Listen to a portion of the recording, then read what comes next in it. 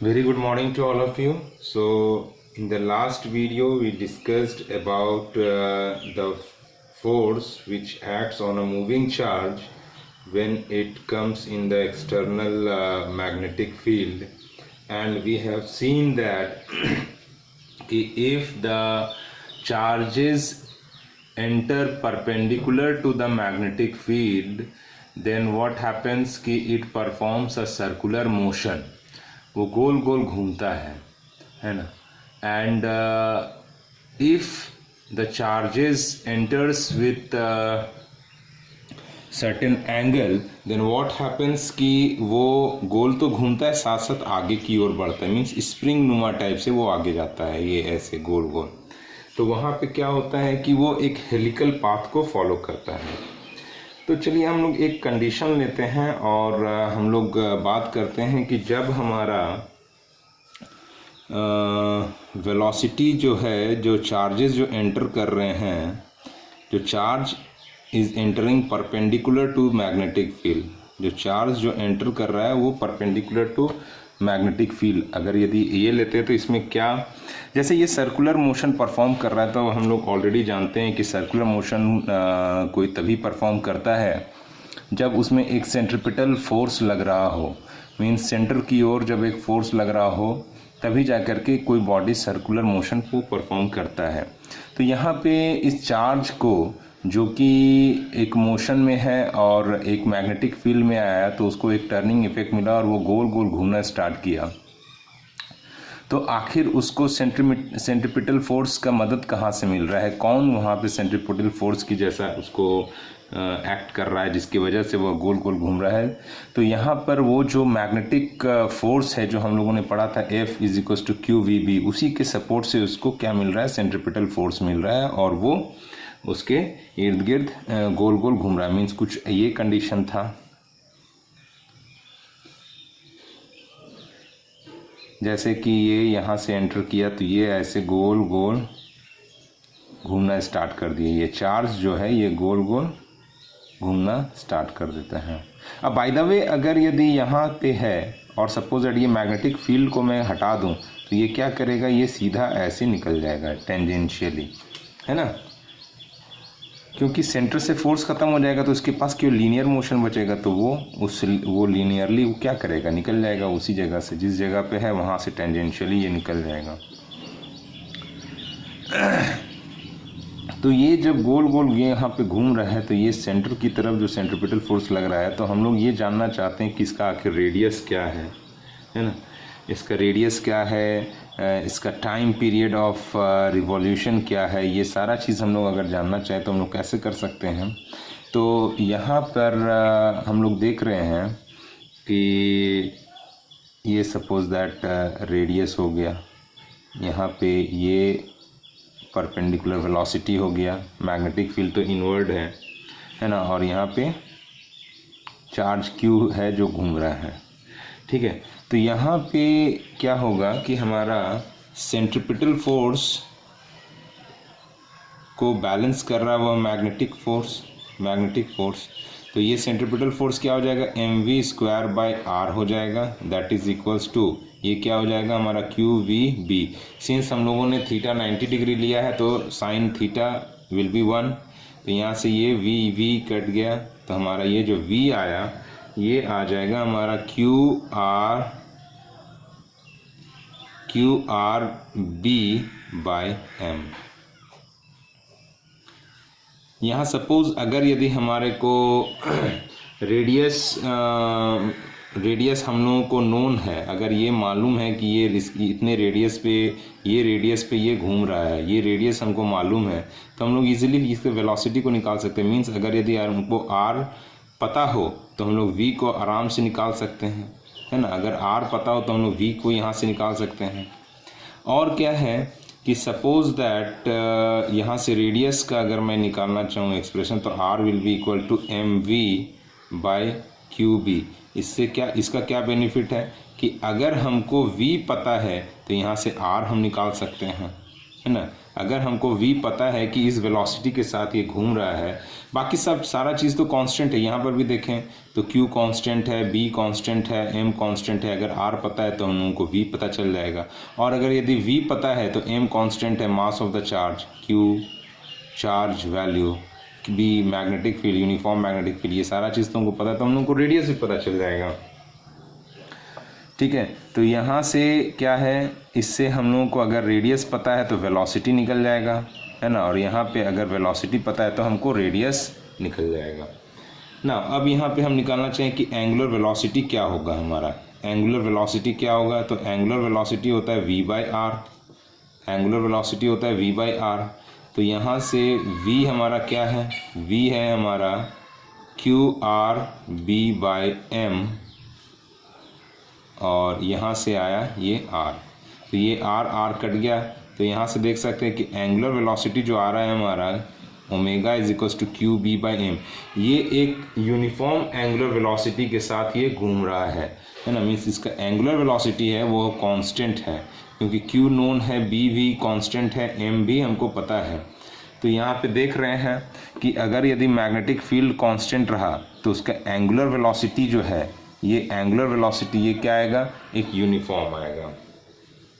जब हम लोग को एंगुलर वेलोसिटी पता चल गया तो इसका टाइम पीरियड अगर मैं निकालना चाहूँ कि what is the time period of the revolution, तो टाइम पीरियड हमारा निकल जाएगा। कैसे निकलेगा, तो t इज इक्वल्स टू 2π/ओमेगा, एक्चुअली होता है ना omega is equals to 2π/t, तो t इज इक्वल्स टू 2π/ओमेगा। तो यहाँ से मैं t निकालना चाहूँ तो ये देखो 2π/ओमेगा, omega is qb/m, qb/m, m ऊपर चल जाएगा तो यहाँ से t निकल गया हमारा, क्या आ गया 2πm/qb। देख रहे हैं कि ये भी हमारा क्या है, कांस्टेंट। मीन्स ये एक पर्टिकुलर टाइम पीरियड में अपने आप को रिपीट करता है। मीन्स 2πm/qb के बाद ये वापस से यहाँ पे आ जाएगा, फिर 2πm/qb के बाद टाइम के बाद ये वापस से यहाँ आ जाएगा। मीन्स हमारा टाइम पीरियड यूनिफॉर्म है। अब ये देखना चाहते हैं कि एक सेकेंड में आखिर ये कितना चक्कर लगा रहा है। तो उसके लिए हम लोग क्या निकालना चाहेंगे, उसके लिए हमारा निकालेंगे फ्रीक्वेंसी। तो व्हाट इज फ्रीक्वेंसी, तो फ्रीक्वेंसी इज 1/टाइम पीरियड इनवर्स, है ना 1/टाइम पीरियड। तो ये क्या हो जाएगा, frequency is equals to, just इसका इन्वर्स कर देते हैं, qb/2πm।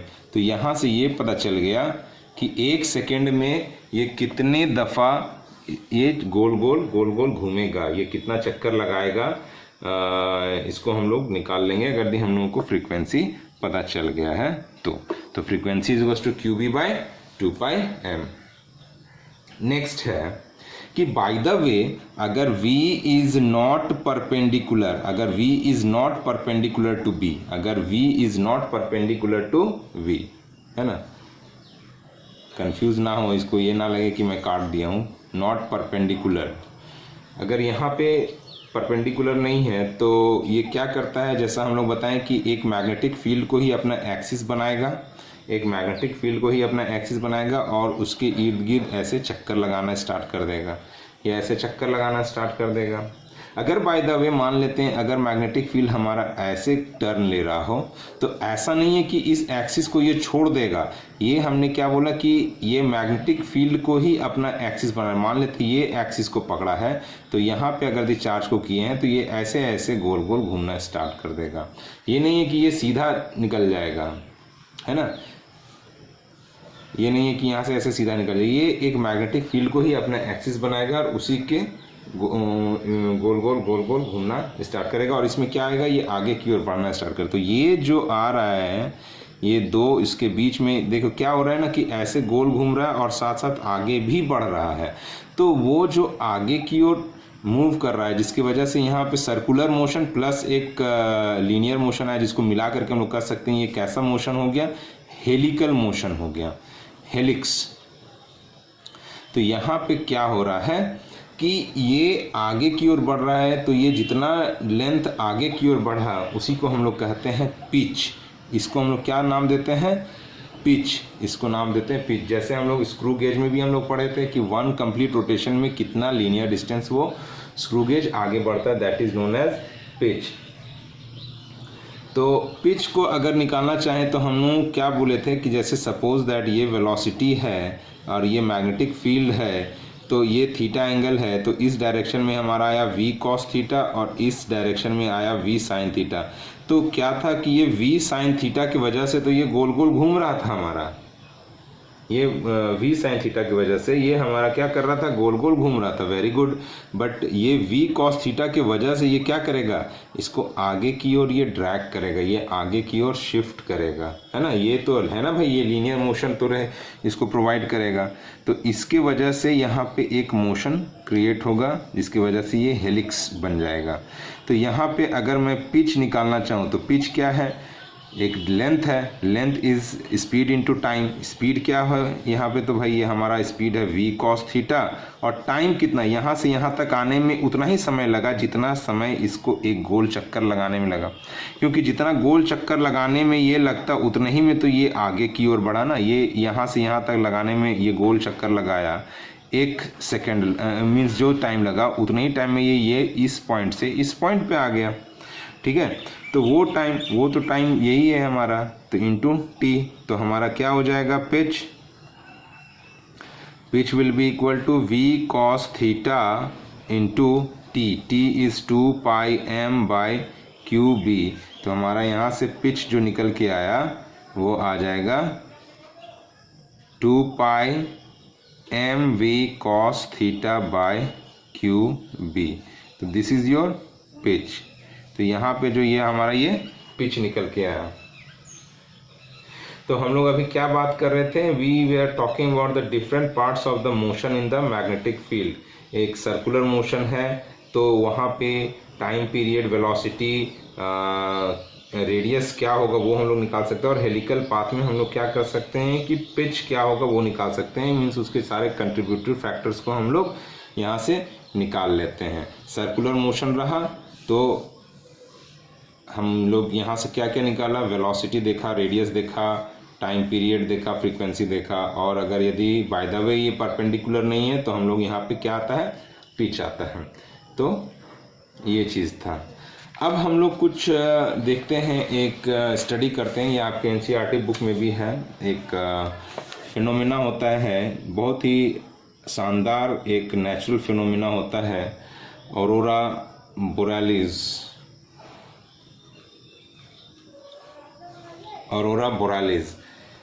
इसको आई विल रिक्वेस्ट कि इसको आप ये फिनोमेना कैसा दिखता है इसको समझने के लिए एक इसका आप केवल कोई वीडियो देख लीजिएगा, है ना, यूट्यूब पे, ऑरोरा बोरालिस ये कैसा होता है। एक्चुअली हम बोलेंगे तो शायद आपको उतना समझ में आए या ना आए, मीन्स उसके पिक्चर को आप समझने की कोशिश कीजिए ये क्या होता है। एक्चुअली क्या होता है ना कि ये बेसिकली पोलर रीजन में, अर्थ के जो पोलर रीजन में है, पोलर रीजन में खास करके, जैसे ये नॉर्थ पोल और साउथ पोल, ये पी मैंने लिख दिया, ये नॉर्थ पोल, ये south pole, means polar region कहने का मतलब जैसे आप बता सकते हैं, जगह का मैं बताऊं नाम तो ये हो जाएगा like Alaska and the northern Canada. Alaska और द नॉर्दर्न कनाडा के आसपास में मैं बात कर रहा हूँ। कहाँ पे, तो अलास्का और एंड नॉर्दर्न कनाडा।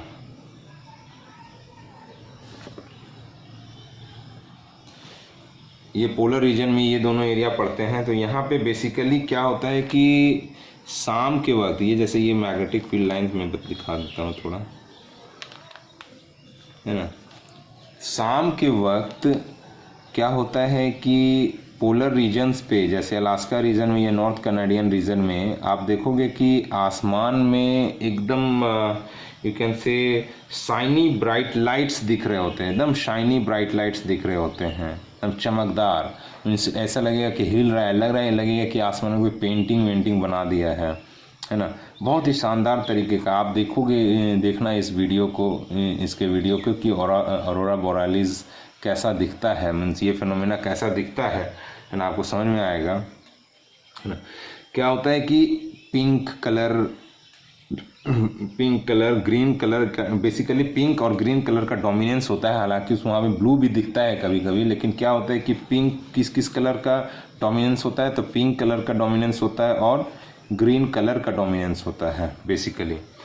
तो ये क्या था कि जब इसके एक्चुअल फिनोमेना को जब मालूम नहीं था किसी को कि what was the actual phenomena behind this, तो यहाँ पे इसको लोग ऐसा समझते थे कि ये भगवान का कोई आशीर्वाद है, या उसको कह सकते हैं कि बून है, कि जिस वजह से, क्योंकि इसको ये एक्सप्लेन्ड नहीं था उस समय तक, है ना, ये काफ़ी समय पहले की मैं बात कर रहा हूँ, कि वो एक्सप्लेन्ड नहीं था कि ये आखिर ऐसा क्यों होता था, क्योंकि ये इफ़ेक्ट कहीं और देखने को नहीं मिलता था। ये बेसिकली पोलर रीजन्स वाले एरिया में ही देखने को मिलता था। तो ऐसा लगता था कि पोलर रीजन्स वाले लोग को वहाँ पे भगवान का कोई आशीर्वाद प्राप्त है, जिस वजह से वहाँ पे सतरंगी छटा बादल आसमान में दिख रहा, लग रहा है जैसे कोई पेंटिंग वेंटिंग बना दिया, लाइट एकदम हिल रहा है, बहुत ही शानदार तरीके का दिखता है।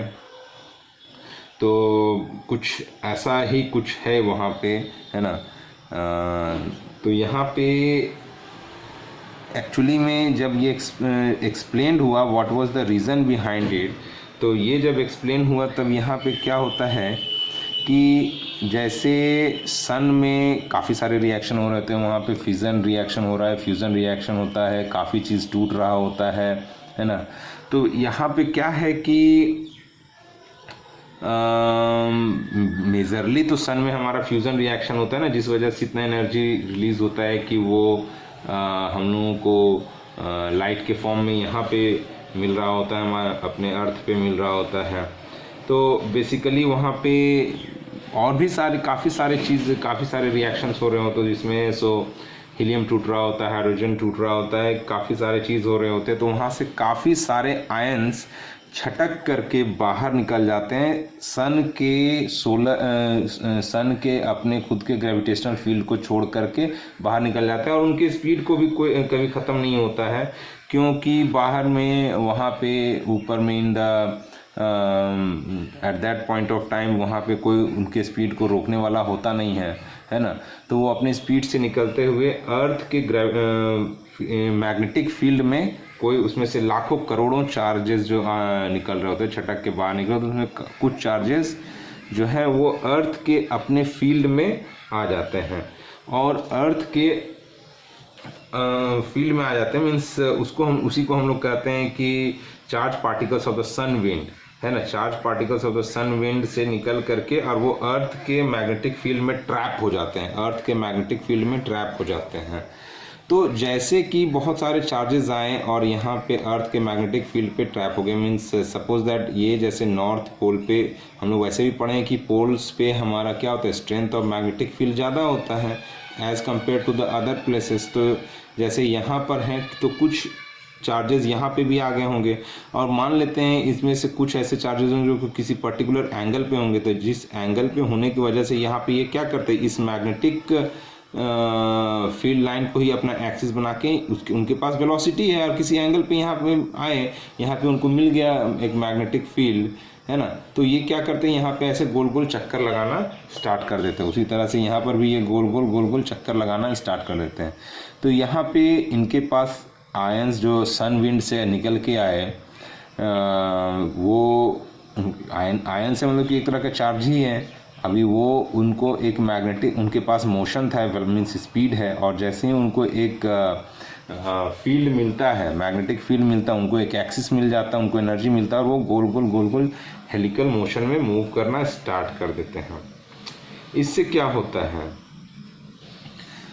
तो बेसिकली एटमॉस्फेयर में, और ये जनरली पोलर रीजन्स में स्ट्रेंथ ज़्यादा होता है, तो यहाँ पे वो ज़्यादा गोल गोल अपना चक्कर लगा रहे होते हैं, क्योंकि यहाँ स्ट्रेंथ और मैग्नेटिक फील्ड ज़्यादा है। तो यहाँ पे जो कॉम्पोजिशन है एटमॉस्फेयर का, जो कॉम्पोजिशन है ये मेजरली क्या है, नाइट्रोजन और ऑक्सीजन का है, नाइट्रोजन और ऑक्सीजन है।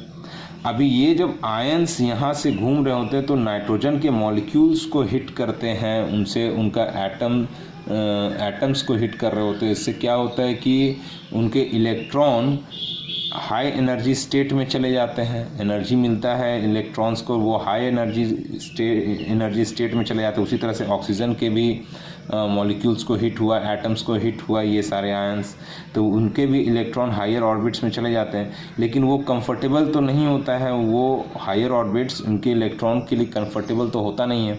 तो क्या करते हैं, ये वापस से अपने ऑर्बिट में आने का कोशिश करते हैं। अब जब आप वापस से अपने ऑर्बिट में आने का कोशिश करेंगे तो ऑब्वियसली वो तभी आ पाएंगे जब वो जो एनर्जी उनके पास है उसको छोड़ें। तो वो जो छोड़ते हैं वो चमक के फॉर्म में छोड़ते हैं, लाइट के फॉर्म में छोड़ते हैं, जिस वजह से वहाँ पे शाइनिंग हम लोगों को फिगर्स मीन्स कलर्स देखते हैं। तो बेसिकली नाइट्रोजन से जो कलर निकलता है वो हमारा होता है पिंक कलर का लाइट, हम लोगों को ये देते हैं, और ऑक्सीजन से ये जो है हम लोगों को ग्रीन कलर का बेसिकली लाइट मिलता है ना। तो ये हो गया फिनोमेना ऑरोरा बोरेलिस का, है ना। आई होप कि ये आपको समझ में आया हो कि ये ऑरोरा बोरेलिस है क्या, ये फिनोमेना। ये जनरली कभी कभी क्या होता है कि जनरल नॉलेज में आ जाता है, पूछ लेते हैं, ठीक है। तो ये था हमारा ऑरोरा बोरेलिस का कंसेप्ट। फिर एक और कंसेप्ट जो हम लोगों को पढ़ना होता है, आप means you should know about that is magnetic bottling. Magnetic bottling कहने का मतलब क्या हो गया कि मैग्नेट का एक बॉटल हम लोग बना देते हैं, मैग्नेट का एक हम लोग बॉटल बना देते हैं। अब बॉटल में क्या करते हैं, हम लोग कुछ स्टोर करते हैं। जैसे कि क्या कंसेप्ट है इसका, बेसिकली जब हम लोगों को फ्यूज़न रिएक्शन कराना होता है तो उसमें हम लोग हाइड्रोजन को बेसिकली हम लोग लेते हैं, हाइड्रोजन प्लस हाइड्रोजन मिला करके हम लोग हीलियम को फ्यूज़ करके हीलियम बनाते हैं। तो इसमें क्या होता है कि जनरली जब फ्यूज़ हो रहा होता है उस समय जो हाइड्रोजन का जो टेम्परेचर होता है वो ऑफ द वैल्यू ऑफ 10⁶ के जाता है। मीन्स टेम्परेचर उनका कम से कम 10⁶ जाता है। Means it is not, it reaches in its plasma state, it reaches in its plasma state. कहने का मतलब प्लाज्मा कब आता है, जैसे एक सॉलिड हो गया, सॉलिड के बाद लिक्विड हो गया, लिक्विड के बाद गैस हो गया, उससे भी ऊपर जो होता है वो प्लाज्मा स्टेट होता है। तो प्लाज्मा स्टेट में इतना हाई टेम्परेचर होता है ऑफ द वैल्यू 10⁶ की अब मान लेते हैं कि उसको अगर मेरे को रखना है उस, और वो टेम्परेचर को मेंटेन करके और हमारे को रखना है उसको, तो उसको कोई यूटेंसिल में तो हम लोग रख नहीं सकते हैं। वो आयनाइज्ड हाइड्रोजन आयन को उतने टेम्परेचर पे तो वो सारे आयनाइज कर जाते हैं, है ना। तो रखना मुश्किल है, क्योंकि अगर यूटेंसिल में रखेंगे तो यूटेंसिल को ही गला देगा वो, क्योंकि इतना ज़्यादा टेम्परेचर है वहाँ पे। तो इसको आखिर रखें क्या, मान लेते हैं आज मैंने किया और उसको हम लोगों को कल यूज़ करना है, तो ऐसा तो है नहीं कि उसको हम लोग किसी में डाल के रखा। तो यहाँ पे क्या होता है कि, और वो टेम्परेचर को मेंटेन भी रखना है, 10⁶ जो हमारा टेम्परेचर ले गए हैं उसको मेंटेन भी रखना है। तो ये एक बड़ा प्रॉब्लम है हम लोगों के लिए कि ऐसो आखिर उसको हम लोग रखें कैसे। तो उसके लिए हम लोग क्या करते हैं कि 2 कॉइल लिया, है ना, 2 कॉइल लिया और दोनों में करंट को फ्लो करवा दिया, दोनों में करंट को फ्लो करवा दिया। तो क्या है कि ये मैग्नेटिक फील्ड बनाएगा। अब वो मैग्नेटिक फील्ड कैसा होगा, वो ऐसा होगा, है ना। ये इधर नॉर्थ और इसके इस तरफ वाले में साउथ, तो ये नॉर्थ टू साउथ हमारा चला जाएगा, ठीक है। इधर नॉर्थ बना, इसका इधर साउथ बनेगा, और इस तरफ नॉर्थ बनेगा, इसका उस तरफ साउथ बनेगा। खैर ये हम लोग नॉर्थ साउथ समझ जाइए, मीनू कि कुछ इस तरह से होता है कि नॉर्थ टू साउथ हमारा एक ये बन गया, फील्ड बनेगा ये, और ऐसे बनेगा,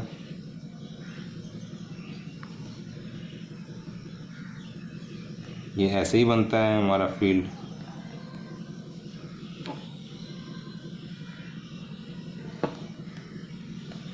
और वो जो हाइड्रोजन आयन है उसको हम लोग क्या करते हैं, इसमें छोड़ देते हैं, वो आयंस उतने हाई टेम्परेचर में ऑफ द वैल्यू 10⁶, तो उतने में ये आयनाइज कर जाते हैं और उसमें हाइड्रोजन को हम लोग यहाँ पे छोड़ देते हैं। तो यहाँ पे करंट को फ्लो कराया तो ये मैग्नेटिक फील्ड बन गया। हाइड्रोजन आयन को यहाँ छोड़ दिया, आयन मीन्स चार्ज ही होता है, उसको एक मैग्नेटिक फील्ड मिल गया, तो वो अपना यहाँ पे क्या करेंगे, चक्कर लगाते रहेंगे। अब ये चक्कर लगाएंगे ऐसे, फिर यहाँ से चक्कर लगाते हुए इसको इसी एक्सिस को मेंटेन करेंगे और यहाँ पे जाएंगे, तो यहाँ पर भी देखेंगे कि मिल ही रहा है, तो ये वापस से आएंगे, है ना। तो क्या बेसिकली इसके पास क्या चॉइस है, इसको सेटल करने के लिए क्या चॉइस है, ये बेसिकली चाहता है जो चक्कर हम कम लगाएं, क्योंकि कोई भी अपने चाहता है कि हम आराम से रहें। हम अब पोल्स के नज़दीक, यहाँ पे पोल्स के नज़दीक में स्ट्रेंथ तो ज़्यादा, तो यहाँ पे चक्कर ज़्यादा लगाना पड़ेगा, है ना, क्योंकि यहाँ पे strength of magnetic field is more, तो यहाँ पे चक्कर ज़्यादा लगाना पड़ेगा। तो ये क्या करते हैं, इस जगह से भाग करके इधर पे आना चाहते हैं, लेकिन देखते हैं फिर यहाँ भी पोल है, तो ये क्या करेगा, यहाँ से वापस ये इधर भागेगा। तो ये बेसिकली कहाँ सेटल हो जाएंगे, ये इस एरिया में सेटल हो जाएंगे और ये आपस में ये चक्कर लगाते रहेंगे और ये हमेशा चक्कर लगाते रहेंगे जब तक हम लोग ये मैग्नेटिक फील्ड को हम लोग ख़त्म ना करें। तो इनका एनर्जी भी ख़त्म नहीं होगा, इनका टेम्परेचर भी मेंटेन रहेगा और यहाँ पर ये अपना चक्कर लगाते रहेंगे, किसी को कोई हानि नहीं, कोई परेशानी नहीं, ये अपना आराम से यहाँ पे होता रहेगा, है ना। और ये अपने यहाँ पे रहेंगे, गोल गोल अपने घूमता रहेगा और कोई परेशानी नहीं, और यहाँ पे इसको हम लोग स्टोर करके रख सकते हैं। और जब ज़रूरत मिला हमने करंट को ऑफ कर दिया और ये मैग्नेटिक ये आयंस को हम लोगों ने यूज़ करके और जो हमारा फ्यूजन जो भी था हम लोग कर लेते हैं।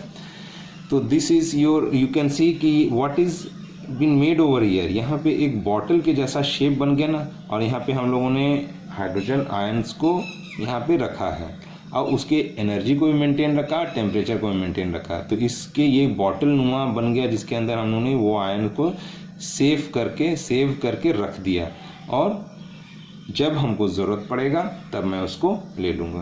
तो this was your magnetic bottling. ये दो फिनोमेना आप लोग जान लीजिए, एग्ज़ाम पॉइंट ऑफ व्यू से बहुत इंपॉर्टेंट तो नहीं है बट आपके एनसीईआरटी में है। So thank you for now. In the next video we will be discussing about the velocity filter, और एक बहुत ही अच्छा टॉपिक था जो कि आपके सिलेबस से हटा दिया गया है, साइक्लोट्रॉन, जो कि चार्जेस को एक्सेलरेट करता था। जनरली हर साल उनसे क्वेश्चंस आते थे, उसके बिना सीबीएसई का पेपर ही कंप्लीट नहीं होता था, but this year it is not in your syllabus, so will leave that. Thank you for now. Will discuss velocity filter in the next video. Thank you.